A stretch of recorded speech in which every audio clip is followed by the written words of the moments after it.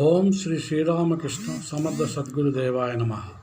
ముందుగా మాస్టర్ గారి 75వ జయంతిని పురస్కరించుకొని 75 రోజుల పాటు మాస్టర్ గారి అనుచరులతో మాస్టర్ గారితో ఉన్న ఆత్మీయతను, అనుబంధాన్ని, అనుభవాలను అందరితో షేర్ చేయాలనే సంకల్పం తీసుకున్న శ్రీ విజయ విశ్వనాథ్ గారికి ధన్యవాదాలు చెప్పుకుంటున్నాం. పూజ్య మాస్టర్ గారితో నా పరిచయ భాగం 1992 ఆగస్టులో మా కొలీగు కీర్తిశేషులు శ్రీ రాధాకృష్ణమూర్తి గారి ద్వారా జరిగింది. నేను అప్పుడు గుంటూరులో జాబ్ చేస్తుండటం వలన తరచుగా పూజ్య మాస్టర్ గారితో సజ్జన సాంగత్యంలో ఉండటం జరిగింది. నా పూర్వజన్మ సుకృతం వలన మాస్టర్ గారు నాకు అనేక వరదానాలు ఇచ్చారు. కొన్నిటిని మీ ముందు ఉంచుతాను. పూజ్య మాస్టర్ గారు సూక్ష్మ జగత్తులో దర్శించిన వాటిని బాహ్య జగత్తులోకి తీసుకురావటానికి నాకు అవకాశం ఇచ్చారు. ఇచ్చిన బాధ్యతలన్నిటినీ తక్షణమే పూర్తి చేయటానికి కావలసిన జ్ఞానాన్ని, అనుగ్రహాన్ని కూడా మాస్టర్ గారు నాకు ఇచ్చారు. వాటిలో కొన్నిటిని మీ ముందు ఉంచుతాను.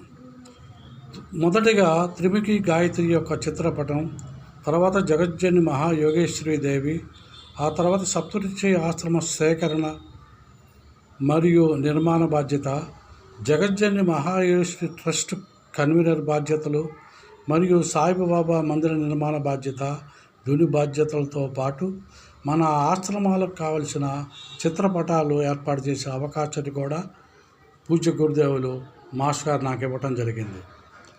చివరిగా పూజ్య మాస్టర్ గారి ప్రణాళికలను శక్తి వంచన లేకుండా ముందుకు తీసుకుపోగలము అనే విశ్వాసంతో త్రికరణ శుద్ధిగా 15/8/99 గాయత్రి జయంతి నాడు 4 వ్యక్తులతో చతుర్సభ్య సమైక్యను ఏర్పాటు చేసి వారితో ప్రతిజ్ఞ చేయించి ప్రతిజ్ఞా పత్రం ఇవ్వడం జరిగింది.